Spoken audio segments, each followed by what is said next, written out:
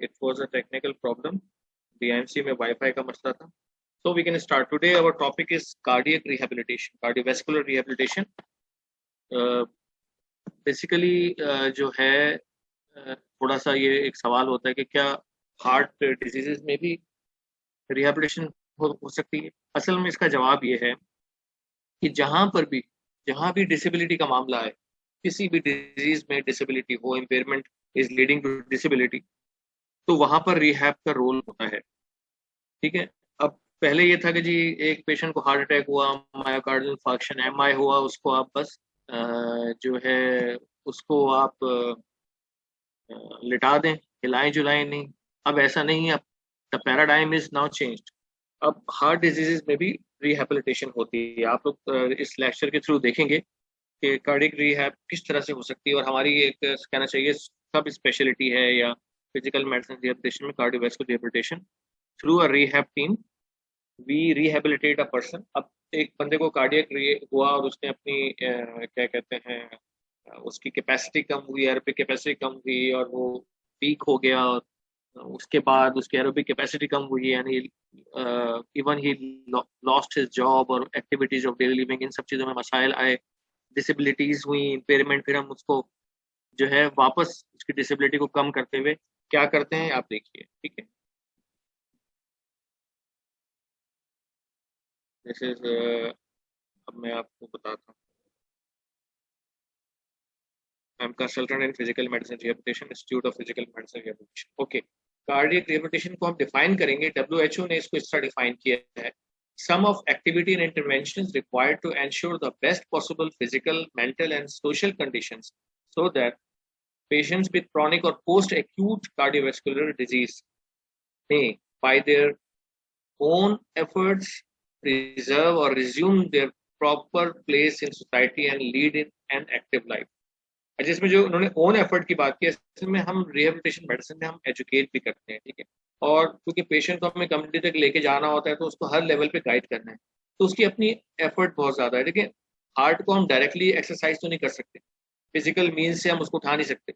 तो कुछ ऐसी एक्सरसाइजेज होती हैं जो एंड्योरेंस या स्टेमिना के लिए, या हम कह लें जो आइसोटोनिक एक्सरसाइजेज होती हैं लाइक वॉकिंग, जॉगिंग या ट्रेडमिल वगैरह. तो इस तरह हम उनकी जो कैपेसिटी है, एरोबिक कैपेसिटी, उसको इंक्रीज करते हैं. इनडायरेक्टली इफेक्ट होता है और उसका कार्डियोवैस्कुलर सिस्टम बेहतर हो जाता है. अब कैसे होता है आप देखेंगे, किस तरह से होगा वो आप देखते जाएंगे.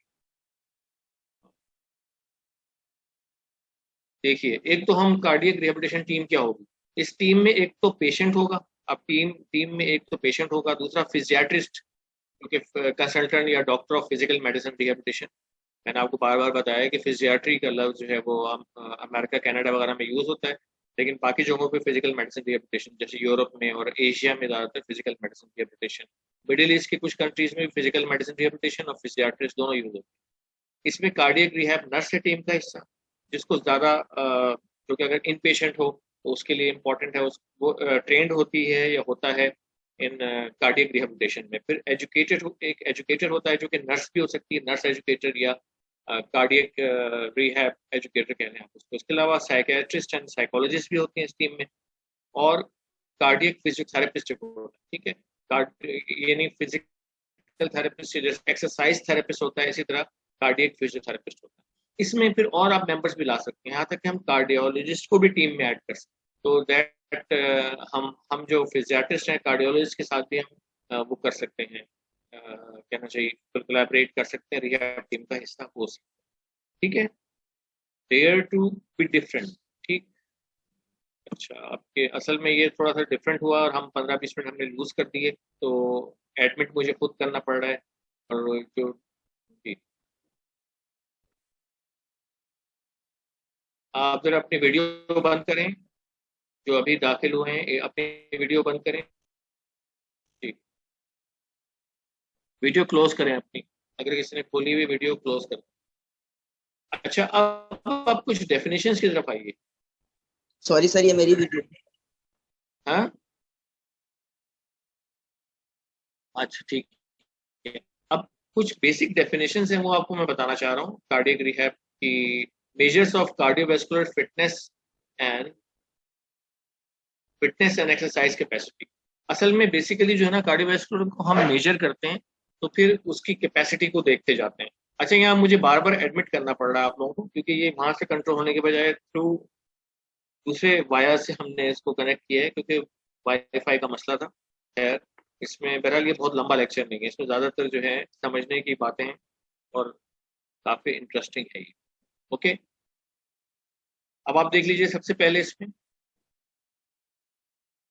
मैक्सिमम ऑक्सीजन कंजप्शन का कॉन्सेप्ट है, जिसको हम VO2 मैक्स कहते हैं। तो VO2 मैक्स क्या है? Greatest amount of oxygen a person can take in form of inspired air while performing dynamic exercise involving a large part of muscle mass।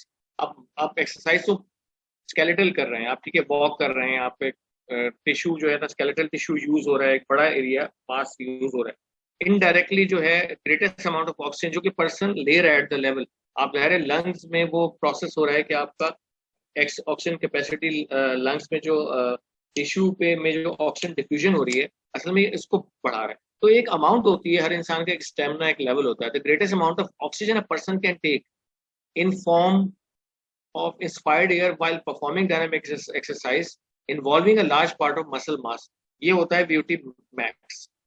जो कि इन्फ्लुएंस होता है एज से। अगर एज यंग होगी तो ज़्यादा उसका होगा, उसकी VO2 मैक्स ज़्यादा होगा। अगर सेक्स अगर मेल है तो थोड़ा सा उसका ज़्यादा होगा फीमेल से, लेकिन फीमेल भी एक्सरसाइज करके और एथलीट्स होती हैं, उनके भी बहुत ज़्यादा ऑक्सीजन कैरिंग कैपेसिटी कहना चाहिए, oxygen consumption capacity at the level of the tissue काफ़ी होती है। फिर एक्सरसाइज हैबिट्स पे डिपेंड करता है, जो लोग एक्सरसाइज करते हैं उनकी VO2 मैक्स ज़्यादा होता है।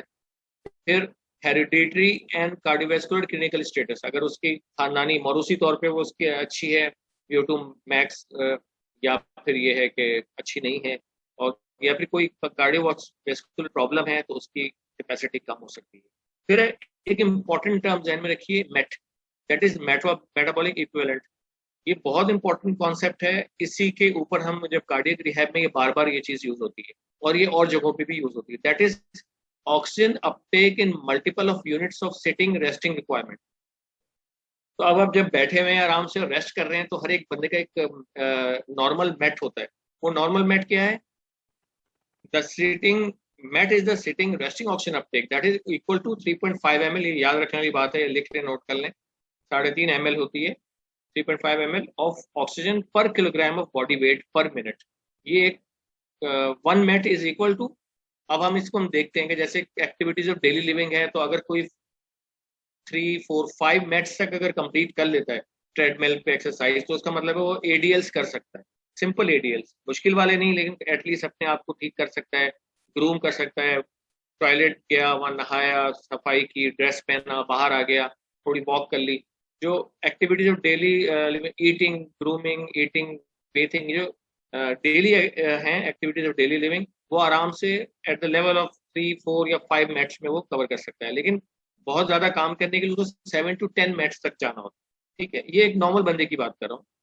ठीक है, लेकिन जब आपकी कोई कार्डियोवैस्कुलर इंसल्ट हुआ, उसको MI हुआ, वेल्वुलर डिजीज है, कोई और उसका प्रॉब्लम आया, तो क्या होगा कि मेट लेवल एकदम से उसका कम हो जाता है। तो फिर हमें उसको वापस लेके जाना होता है और रिहेबिलिटेट करना होता है, हमें उसका VO2 मैक्स बढ़ाना होता है, हमें उसका मेट लेवल इंक्रीज करना होता है। ठीक है, अब हम इसमें देखते हैं एक थोड़ा सा, एक आपको मैं वो देना चाह रहा हूँ, एक कार्डियक रिहैब एक्सरसाइज प्रोग्राम। ठीक है, ये एक जगह पे यूज होता है, अमेरिकन क्लिनिक है।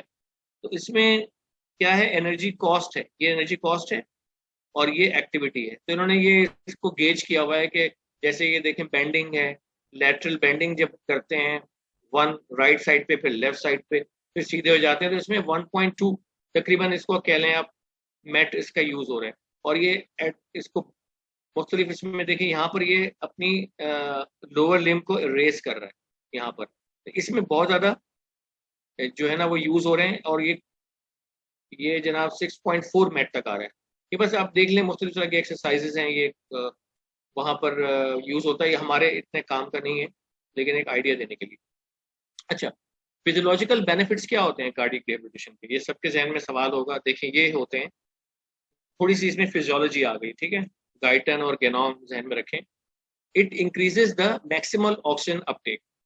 जब आप उसको रिहेबिलिटेट करते हैं, उसको आप एक्सरसाइजेस मुख्तलिफ करवाते हैं, उसको आहिस्ता आहिस्ता उठाना है, आपने डिसेबिलिटी कम करनी है, कार्डियक इंसल्ट हुआ, कोई इसको डिजीज हुई तो उसके बाद उसको बेटी मॉक्स क्या होता है, जब हम फिजियोलॉजिकल बेनिफिट क्या होते हैं कार्डियक रिहेबिलिटेशन के, इट इंक्रीज मैक्सिमल ऑक्सीजन के अपटेक कैपेसिटी, वो जो टिश्यू लेवल पे एक मैक्सिमम कैपेसिटी है जो कि रेस्टिंग आमतौर पे 3.5 ml होती है, उसको इंक्रीज करता है जो डिक्रीज हो गई होती है। तो क्या फायदा मिलता है एक्सरसाइज का, मैक्सिमम ऑक्सीजन अपटेक बढ़ता है। इसके अलावा मिनट वेंटिलेशन ये डिक्रीज होती है। इसके अलावा माइकार्डियल ऑक्सीजन कॉस्ट जो है ना, जो आपकी कोरोनरी आर्टरीज जो ऑक्सीजन ले रही हैं for working of the cardiac muscle, तो उसकी सब मैक्सिमम एक इंटेंसिटी होती है, उसको भी डिक्रीज कर देता है, तो इसका हार्ट पे लोड कम होता है। फिर हार्ट रेट को भी कम करता है और ब्लड प्रेशर को भी डिक्रीज करता है गिवन सब मैक्सिमल इंटेंसिटी। ये सब इंटेंसिटी मुराद वो एक्सरसाइज है जितनी हम उसको करा रहे होते हैं, हम फिर ट्रेडमिल पे देखते हैं उसको, उससे सब मैक्सिमल हम फुल इंटेंसिटी पे नहीं जाते। ठीक है, हम मेट लेवल उसकी फर्स्ट करें हमने, उसके हमने 7 रख ली, 8 रख ली, 9, हम 10 11 तक नहीं जाते, हम सब मैक्सिमल में उसकी देखने में आया कि हार्ट रेट कम होता है, यानी हार्ट रेट अगर ज्यादा होगा तो वो अच्छी चीज नहीं है। इसी तरह ठीक है, और ब्लड प्रेशर भी थोड़ा सा कम होता है, तो इससे क्या होगा, हार्ट मसल पे लोड कम होगा। फिर decrease capillary density of the skeletal muscle. ठीक है, अब ये बहुत सारी चीजें बारीक बारीक चीजें हैं, उनको आप छोड़ दीजिए, बेसिक बेसिक बात याद रखें। Increase exercise threshold for lactic acid accumulation the blood. Lactate जो है ना, ये जब लैक्टिक एसिड जमा हो जाता है तो फिर सारा पेन होता है। अगर आप बहुत ज्यादा एक्सरसाइज से यूज टू नहीं, आप दौड़ लगाते हैं, आपको पिंडलियों में दर्द होगा, तो लैक्टिक एसिडोसिस जिसे कहते हैं। तो उसमें क्या होगा, एक्सरसाइज से थ्रेशोल्ड बढ़ जाएगा, यानी आप ज्यादा देर चल फिर सकते हैं, ज्यादा काम कर सकते हैं, वो लेवल आएगा नहीं लैक्टिक एसिडोसिस का। फिर क्या होता है रिहैब से फायदा, increase exercise threshold for onset of disease. अब जैसे एंजाइना किसी को हो रहा था तो थोड़ी एक्सर्शन भी नहीं होगा, एसटी सेगमेंटेड डिप्रेशन जो है वो भी इंक्रीज हो जाएगी, वो और क्लॉडिकेशन, ये जो आप थोड़ा चलते हैं और फिर दर्द होता है आपके लोअर लिम्स में, इनमें बेहतरी आएगी, थ्रेशोल्ड बढ़ जाएगा। जैसे आप कहते हैं ना पेन का थ्रेशोल्ड बढ़ गया, आपको पता चला 3 4 10 में से अगर आप नंबर दें, 3 4 पे आपको दर्द हो रहा था वो नहीं होगा, आपको 5 6 पे होगा। ठीक है, ये एक जनरल एक बात हो रही है। ठीक है, फिर एक्सरसाइज के बेनिफिट्स क्या हैं, coronary CAD coronary artery disease के बाद एक्सरसाइज पे हम डायरेक्ट बेनिफिट्स देख लेते हैं। ठीक है, ये तो हम जनरल बात कर रहे थे। Decrease resting systolic diastolic pressure, BP blood pressure पे आकर इफेक्ट पड़ता है। इंक्रीज सीरम एचडीएल जो कि अच्छे कोलेस्ट्रॉल हैं, और सीरम ट्राइग्लिसराइड जो कि अच्छे कोलेस्ट्रॉल नहीं है वो डिक्रीज होते हैं, और एचडीएल बढ़ते हैं। ये एक्सरसाइज का फायदा हो रहा है कॉर्नरी आर्टरी डिजीज वाले पेशेंट को। फिर डिक्रीज टोटल बॉडी और इंट्रा एब्डोमिनल फैट, ये एक फायदा है, सबके जहन में होना चाहिए। इंसुलिन भी डिक्रीज होती है, यानी ग्लूकोज टॉलरेंस इंप्रूव होती है, इंसुलिन की नीड कम होती है, जैसे इंसुलिन आपको बहुत ज्यादा नहीं चाहिए और ग्लूकोज टॉलरेंस आपकी इंप्रूव होगी। Decrease blood platelet adhesiveness and aggregation, इससे फायदा क्या होगा, कोरोनरी आर्टरी आपकी ठीक रहेगी, और जो ये एमआई वगैरह वो चांसेस कम होंगे, क्योंकि जो प्लेटलेट्स है वो कम एडहेसिव होंगे और जमा भी कम होंगे। ये क्या एक्सरसाइज का फायदा हो रहा है कोरोनरी आर्टरी वेसल्स के ऊपर। फिर other benefits include reduce anxiety depression, आपको एक्सरसाइज आप करके देखें, एक ही दिन आप वॉक कर लें, आपका डिप्रेशन एंजाइटी कम हो जाएगी, और फिजिकल फंक्शन आपका बेहतर होगा, बहुत अच्छा फील करेंगे, ये साइकोलॉजिकल इफेक्ट। अच्छा, अब आपका सवाल होगा कि who can benefit from cardiac rehabilitation, cardiovascular rehabilitation. तो आप देखें कितना स्कोप है, आपके जहन में शायद ये बातें ना हो कि medical research has proven that supervise exercise program, supervise यानी under supervision of a physiotherapist and physical therapist, and वहां पर आमतौर पे एक रीहैब कार्डियक फिजियोथेरेपिस्ट होता है जो इसको देखता है, सुपरवाइज होता है, is special for cardiovascular patient having stable angina. जहां जहां ये रिहैब हो सकती है, एंजियोप्लास्टिक के बाद भी हो सकता है जब आपकी स्टेंटिंग होती है हार्ट में, रिसेंट हार्ट अटैक, एमआई हुआ हो, रिसेंट हार्ट सर्जरी हुई हो, उसके बाद भी हम रिहेबिलिटेशन कर सकते हैं। स्टेबल हार्ट फेलियर लेकिन स्टेबल, अनस्टेबल में जरा सा देखना पड़ता है। हार्ट ट्रांसप्लांट, देखें आप कितनी इसका स्कोप है कि स्टेबल एंजाइना में भी आप यूज कर रहे हैं जो recent heart attack, heart surgery, heart failure and transplant. इसके अलावा इवन ये थोड़ा सा मैंने दूसरी साइड पे रखा है कि पेस मेकर इम्प्लांटेशन वाले लोग वो भी कार्डियक रिहैब कर सकते हैं सुपरवाइज, और बहुत ज्यादा कम इंटेंसिटी के साथ ये भी हो सकता है हाई ब्लड प्रेशर में। अच्छा, ये जो है इसमें अमूमन रिहैब नहीं करते, पेशेंट को वेट करते हैं कि वो इस ब्लॉक में आ जाए, यानी बेहतर हो जाए। अगर कोलेस्ट्रॉल बहुत हाई है, ओबेसिटी है, फैमिली हिस्ट्री है, हार्ट डिजीज की, डायबिटीज है, तो हमें इन चीज़ों को देखना होता है। लेकिन डायबिटीज वाले पेशेंट का मतलब ये नहीं है कि उसको या फैमिली हिस्ट्री है तो या ओबेसिटी है या हाई कोलेस्ट्रॉल है तो वो नहीं करेगा, नहीं करेगा, लेकिन इनको थोड़ा अलग रखा गया। अमूमन इन केसेस में ज़्यादा रिहैब यूज होती है, और यहाँ पर हम थोड़ा एहतियात करते हैं पेस मेकर इम्प्लांटेशन और हाई ब्लड प्रेशर में, और अगर अनस्टेबल एंजाइना हो।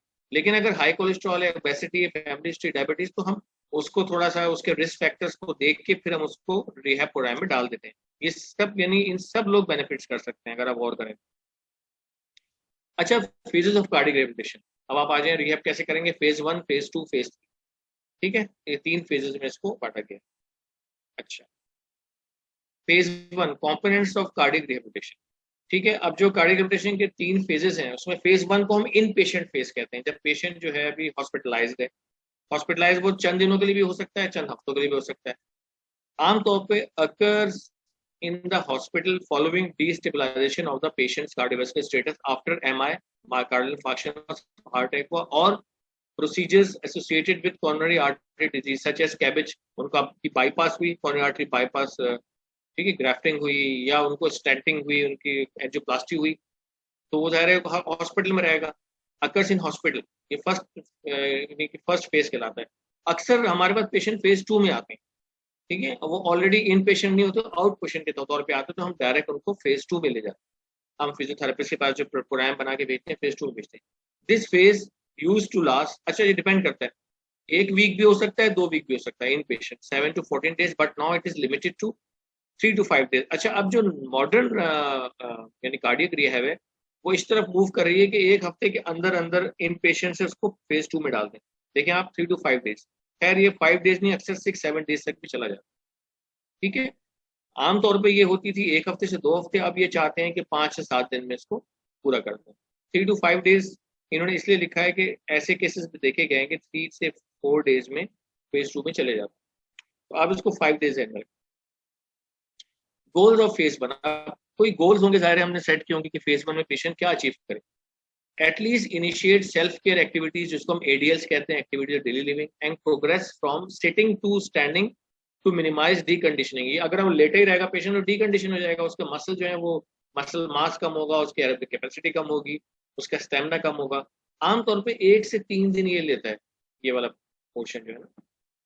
यानी इनिशिएट सेल्फ केयर एक्टिविटीज, हमारे गोल क्या है कि फेज 1 में 1 से 3 दिन पोस्ट इवेंट इतना हो जाए कि वो बैठना शुरू हो जाए, खड़ा होना शुरू हो जाए, ये ना को लेटा हो, और थोड़ा बहुत मूव करे बेड पे लेटे लेटे। ठीक है, प्रोवाइड ऑर्थोस्टैटिक चैलेंज, ये जो होता है कि उठ के पेशेंट बैठते एकदम से बीपी डाउन होता है, वो चैलेंज को कम से कम फेस कर सके टू द कार्डियोवैस्कुलर सिस्टम।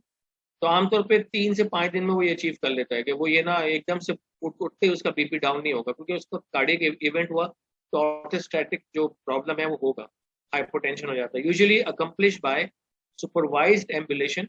उसको फिर खड़ा करके उसको यानी थोड़ा सा चलाना है जैसे कमरे के अंदर ही, दैट इज मॉनिटर इलेक्ट्रोकार्डियोग्राफिकली। उसको जो है ना मॉनिटर ऐसा दिया जाता है जैसे हॉल्टर मॉनिटर है, इस तरह की चीज जो कि उसको आप इलेक्ट्रोकार्डियोग्राफिकली उसको मॉनिटर करें, थोड़ा बहुत चलाएं।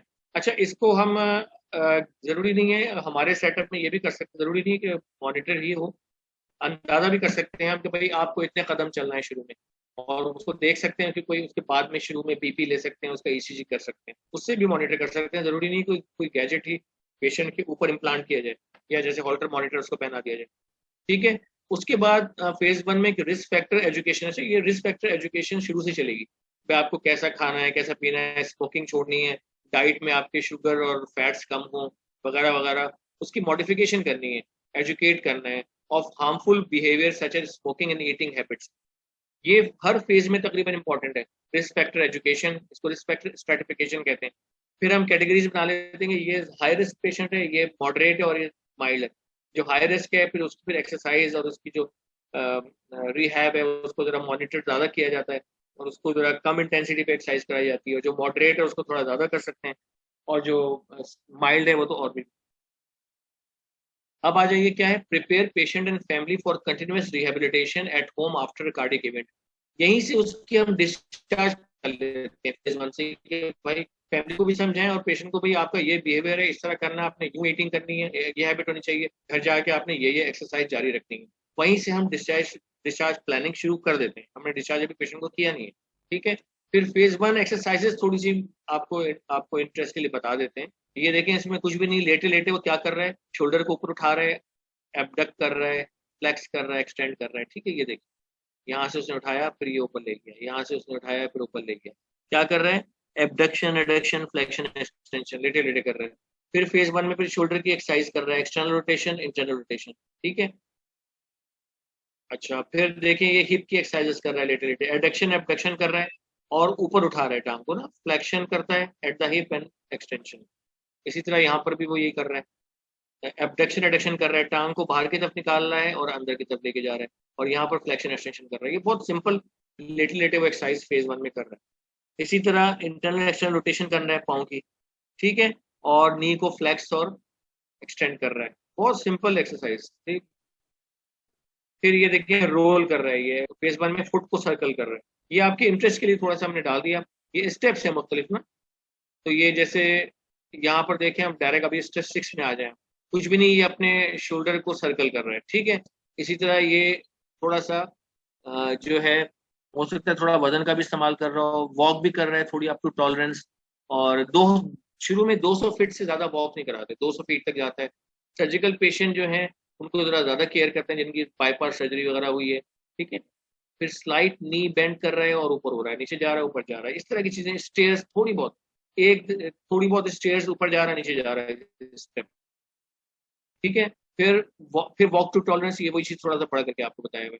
तो इसमें जो मेट लेवल है 1.5 टू 2.5 इस्तेमाल हो रहा है। Continuous walking, walk down 2 flights of stair with assistance up to up on elevator, elevator भी यूज कर सकते हैं। मेट लेवल 1.5, ये आपके लेवल के लिए मैं आपको सिर्फ बता रहा हूँ कि ये मेट लेवल उसका बहुत कम हो गया था। ये 6-7 स्टेप तक, 2.5 जो फेज 1 में, 3 हमारा ये एक क्या कहते हैं, 2 या 3 मेट का एक एटलीस्ट टारगेट होता है, ठीक है। उसके बाद जो है हम इसमें स्लाइट बेंडिंग शामिल कर देते हैं, ठीक है। इसके अलावा जो है नीज को, नी बेंड्स होते हैं, वो अब सारी तस्वीर इसमें दिखाई नहीं जाती। फिर वॉक टू टॉलरेंस, और 1 फ्लाइट ऑफ स्टेयर्स, ऊपर नीचे जाना, अप द एलिवेटर, ऊपर जाते हुए एलिवेटर यूज करें, नीचे जाते हुए आप नॉर्मल आ जाए। सर्जिकल पेशेंट क्या करते हैं, अप 1 फ्लाइट स्टेयर, डाउन 1, ठीक है। और ये मुख्तलिफ चीजें, ये हर सेंटर में मुख्तलिफ हो सकती है। आप बस यूं समझें कि फेज 1 में आप 2.5-3 मिनट तक जाने की कोशिश करें, उस पेशेंट की कैपेसिटी यहाँ तक पहुंचाते हैं। फेज 2 ये आउट पेशेंट है। जो फेज 2 है ये आउट पेशेंट है। हम अक्सर पेशेंट हमें फेज 2 में भी मिलते हैं। द आउट पेशेंट फेज में begin as soon as discharge from the hospital और depending upon the severity of diagnosis, depend करता है पेशेंट का। हम एक्सरसाइज टॉलरेंस टेस्ट कर लेते हैं, जो कि सब मैक्सिमल होता है, क्योंकि जो पेशेंट कार्डियक पेशेंट है उनको आप ज्यादा फुल मैक्सिमम नहीं दे सकते। आप ईटीटी करते हैं, एक्सरसाइज टॉलरेंस टेस्ट, उसमें हम अंदाजा कर लेते हैं कि इस बेड तक जा रहा है। तो अगर वो सीवियर डिजीज है तो फिर छोड़ देते हैं हम उसको। फेज 1 उसका थोड़ा लंबा होता है, 6 to 8 weeks later. The out patient phase में begin as soon as discharge, ठीक है। अगर वो एक हफ्ते में डिस्चार्ज हो जाए तो एक हफ्ते में शुरू कर सकते हैं, डिपेंड करता है सीवियरिटी और डायग्नोसिस पे, जो कि आमतौर पे 1.5 से 2 महीने में 6 to 8 वीक्स लेटर शुरू करते हैं। दिस डिले अलाउज माइकार्डियम, थोड़ा सा उसमें गैप देते हैं बीच में, और उसको कंटिन्यू करते हैं फेज 1 की एक्सरसाइजेस, हालांकि वो डिस्चार्ज हो चुका होता है। उसके बाद वो फेज 2 में दाखिल कर देते हैं, लेकिन अगर पेशेंट टॉलरेंट है तो अगले हफ्ते ही फेज 2 में दाखिल कर देते हैं। फिर this delay allows myocardium to heal, अगर वो में ज्यादा मसाइल थे, थोड़ा सा माइकार्डियम को हील करने का मौका देना चाहिए, हील हो जाए। And monitor patient response to new medicine regime, चाहे उसी मेडिकेशन भी चल रही होंगी, तो इसलिए ये डिस्कस कर लेते हैं और देख लेते हैं कि इस पेशेंट को फेज 2 में डालें क्या ना डालें, वरना उसको घर पे वो एक्सरसाइजेस कंटिन्यू करता है। उसका हम ईटीडी भी कर सकते हैं, और वैसे भी एक रफ आइडिया हो जाता है कि किस तरह से, ठीक है। अच्छा, आखिर में आप लोग 5-7 मिनट आपको मिलेंगे, क्योंकि डिले हो गया था, तो आप लोग चैट बॉक्स में सवाल लिख सकते हैं, तो मैं जवाब दे दूंगा। Participants are monitor via telemetry, phase 2 में ये भी होता है, to determine heart rate and rhythm. अगर आपके पास फैसिलिटीज हैं तो उनको आप टेलीमेट्री के जरिए, यानी उनको कुछ गैजेट्स ऐसे दे देते हैं जैसे हॉल्टर वगैरह, या उनको बुला लेते हैं और फिर वो आप पूरा देख लेते हैं कि इनका ईसीजी कैसा रहा, उनकी रिस्पॉन्स कैसा रहा, ठीक है। Blood pressure, resting during exercise, सारी चीजें आप नोट कर सकते हैं। अच्छा, उसके बाद गोल्स क्या हैं फेज 2 के? हम जिस तरह फेज 1 के हमने गोल्स डिटरमिन किए थे, to increase the person exercise capacity in a safe and progressive manner to promote adaptive cardiovascular and muscular changes. ठीक है, पर्सन की एक्सरसाइज कैपेसिटी को इम्प्रूव करना है सेफली एंड प्रोग्रेसिवली, और एडॉप्ट, ताकि कार्डियोवैस्कुलर जो इसका इंसल्ट था वो एडॉप्ट कर ले चेंजेस पे, मस्कुलर चेंजेस भी इसकी हो जाए कार्डियक मसल और, ठीक है, enhance cardiac function and reduce cardiac cost of work, ताकि ज़्यादा इफेक्ट ना पड़े, उसकी कैपेसिटी बढ़ जाए। जब उसकी एरोबिक कैपेसिटी बढ़ जाएगी, जब उसकी VO2 मैक्स बढ़ेगा, ठीक है, तो वो ज़्यादा काम करते। दिस हेल्प्स एलिमिनेट और delay symptoms such as angina and ST segment changes in patient with CAD, coronary artery disease. चलिए आपको समझ में आ रहा होगा। Determine the effect of medication और इंक्रीजिंग लेवल ऑफ एक्टिविटी, ये भी कर सकते हैं कि मेडिकेशन का इफेक्ट भी दे सकते हैं। एक्टिविटी बढ़ा के आपने देखा कि क्या फर्क पड़ा उसको, क्या बहुत ज्यादा हाँप गया, क्या उसने उसको किया और उसको क्या नहीं हुआ, उसको सिम्टम्स नहीं हुए, इसी चेंजेस नहीं आई, आपने चाहे ATT के थ्रू देख लिया। The return to return the patient to vocation and recreational activities, उसको एटलीस्ट जो उसके वोकेशन, उसका जॉब है, उसमें वापस चला जाए फेज 2 के एंड में, इस काबिल हो जाए, और अपनी जो रिक्रिएशनल एक्टिविटीज है, कोई कुछ थोड़ा बहुत खेलता है, मतलब बहुत ज्यादा एक्सर्ट वाले गेम नहीं, या फिर कहीं जाता है कम्युनिटी में, शॉपिंग में जाता है, मिलने जुलने जाता है, रिक्रिएशन है, मस्जिद जाता है, तो वो ये कर सके। ठीक, अब आ जाए आप फेज, ठीक है, ये थोड़ी सी एक्टिविटीज दिखाई हुई, ये सारी एरोबिक कैपेसिटी नहीं है इसमें, ट्रेडमिल वगैरह है, वॉकिंग है, जॉगिंग, डायरेक्ट हम जॉगिंग भी नहीं कहेंगे, वॉक करेगा वो, ठीक है। नंबर 2, अच्छा इसमें अच्छा चलें, फिर इसके बाद बताया कि इसको कैसे करना है। तो warm up and cool down, ठीक है, थोड़ा सा वार्म अप करना चाहिए हमेशा एक्सरसाइज से, और एक्सरसाइज के बाद कूल डाउन करना चाहिए, फौरन एक्सरसाइज खत्म नहीं करनी चाहिए। ये थोड़ी एक्टिविटीज देखें। Exercise session consist of exercise circuit which includes warm up, calisthenics एक टर्म यूज होता है, आप इसको इंटरनेट पे देख सकते हैं, मुख्तलिफ वार्म अप के तरीके हैं, ठीक है, आपको भी पता है, थोड़े से चक्कर लगाए, थोड़ा अपने बॉडी की स्ट्रेच किया, फिर ट्रेडमिल के ऊपर आ गए। उसके बाद साइकिल एर्गोमीटर है, आप साइकिलिंग कर सकते हैं, स्टैटिक हैंड से भी करते हैं, स्टेपिंग करते हैं, यानी थोड़े 3-4 स्टेप्स हैं, ऊपर गए नीचे गए, ऊपर गए नीचे गए, ये मुख्तलिफ तरह की एक्सरसाइज, रेजिस्टेंस एक्सरसाइजेज है जो कि लाइट वेट के साथ शुरू की जाती है। फिर रेजिस्टेंस एक्सरसाइज थेराग्राम, थेरा थेरा बैंड कहलाता है, वो रबर होती है, रबर से आप क्या कहते हैं, पाँव को दूर करते हैं, करीब करते हैं, हाथ से खींचते हैं, तो रबर किस्म की उससे एक्सरसाइज करते हैं, जैसे आपने स्प्रिंग्स देखे होंगे। फिर कूल डाउन, वो भी कैलिस्थेनिक्स है, यानी आपने एक्सरसाइज एकदम खत्म नहीं करनी, कूल डाउन का सेशन भी 10-15 मिनट का होना चाहिए, जिसमें आप थोड़ा वॉक करते रहे, हल्की फुल्की एक्सरसाइज करते रहे, ठीक है। फिर पेशेंट एजुकेशन प्रोग्राम है, health life style social awareness education sessions of about 30 minutes would be conducted once a week. Thus, total 5 major health related topics could be discussed.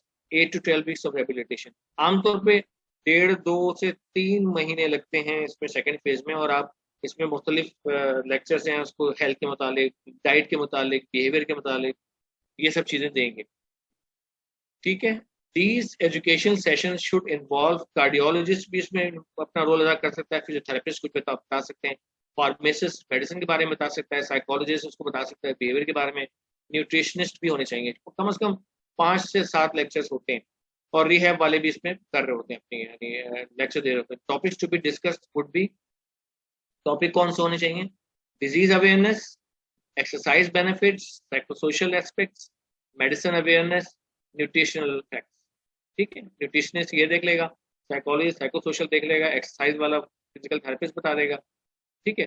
यानी साइकोलॉजिकल सपोर्ट होनी चाहिए। What is CR? Cardiac rehabilitation is about secondary prevention, उसको बताओ कि अपने life style को change करें, behaviour, diet, exercise करता रहे, एजुकेट करते रहें, और साइकोलॉजिकल सपोर्ट दें। असल में ये जिक्सा पजल है, और पजल कार्डियक रिहैब कभी भी पूरा नहीं होगा इन चीज़ों के बगैर, ठीक है। फिर आ जाए discharge procedure after completion of 24 session. असल में ये आपको बताने की जरूरत नहीं थी, लेकिन 24 सेशन से मुराद ये कि एटलीस्ट इतनी दफ़ा वो पेशेंट फिजियोथेरेपिस्ट ने कम से कम इतने सेशन दिए हों। Patient should be discharge from the program and refer to phase 3 cardiovascular rehabilitation program either at the community based private gymnasiums और encourage to perform exercise at home.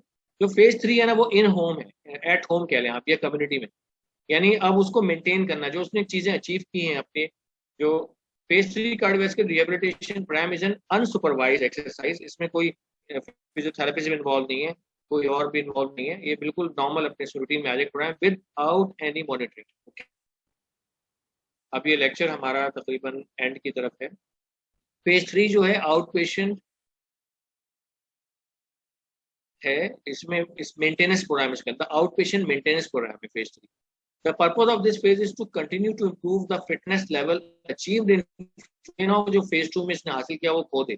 This is an unsupervised community setting phase where no telemetry monitoring is needed। ठीक है, बस ये याद रखने की जरूरत है कि phase 3 क्या है। Participants are reminded to monitor their own pulse rate। अच्छा, इसके बाद भी इनको फॉलो अप के लिए आना चाहिए फिजियाट्रिस्ट के पास, कार्डियोलॉजिस्ट के पास, ताकि वो गाहे बगाए मिलता रहे, और कोई चेंजेस करनी है, कुछ रिजीम में चेंज करना है, या फिजियोथेरेपिस्ट से कोई बात करानी है तो वो कर सके। ठीक है, यहाँ पर ये ख़त्म होता है। मैं आपका शुक्रिया अदा करता हूँ कि आप लोगों की पेशेंस का, और आज क्योंकि DIMC में वाईफाई का इशू था, इस वजह से ये डिले हुआ, सारे लेक्चर्स डिले हुए आज मेरा, इससे पहले वाले और जगहों पे भी। मुझे नहीं पता किस किस सेमेस्टर वालों के साथ हुआ। बहरहाल शुक्र है कि हमने किसी तरीके से इसको मैनेज कर लिया और आज हमने कार्डियक रिहैब खत्म कर लिया। ठीक, if there is any question you can write in the chat box. तो मैं अभी क्विकली आपको जवाब दे देता हूँ, क्योंकि देर होने की वजह से मैं चाहता हूँ कि बस 5 मिनट्स में मैं आपका ये लेक्चर हम खत्म करें, हम अगले लेक्चर की तरफ जाएं। अच्छा sir, what do you what to do in psychology support? देखिए, साइकोलॉजिस्ट जो है ना, वो पार्ट ऑफ रिहैब टीम है पक्का।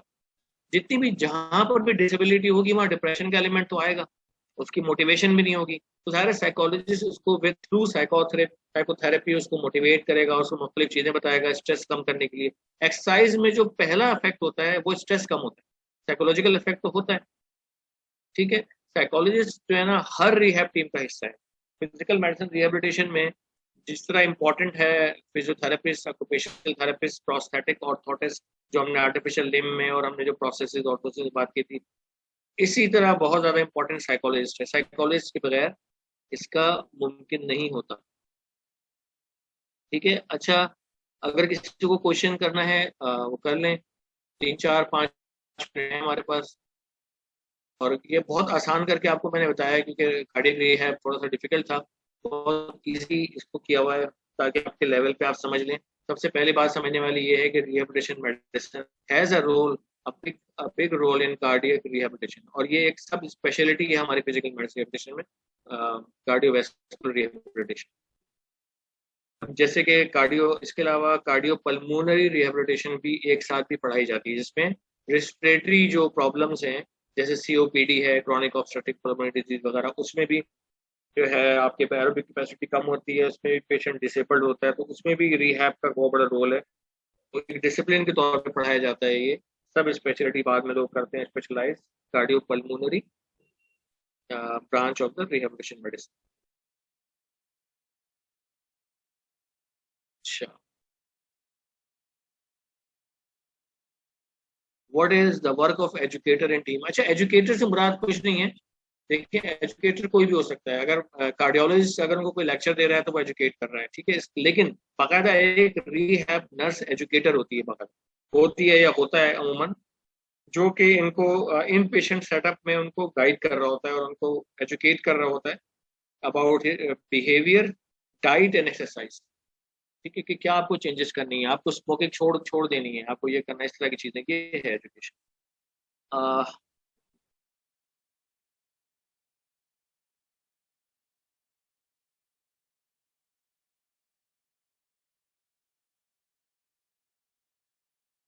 चलें, we have 2 3 minutes, if any you have any question।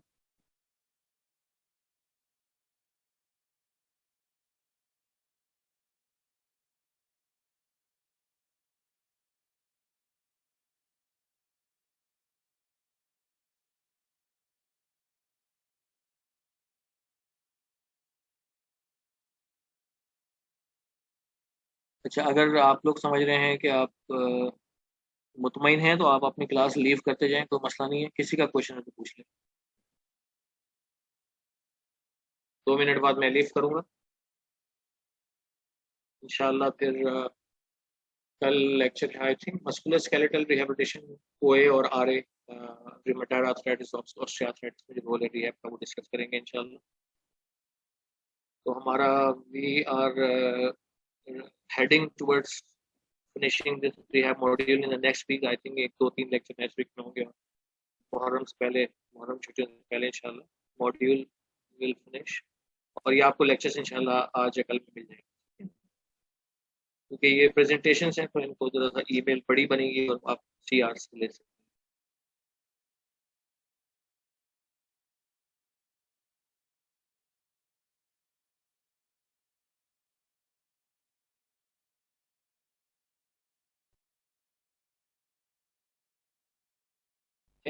आप तो बिल्कुल लीव करते चले जाएं। अगर किसी को कोई क्वेश्चन है करे, फिर मैं बंद करता हूँ।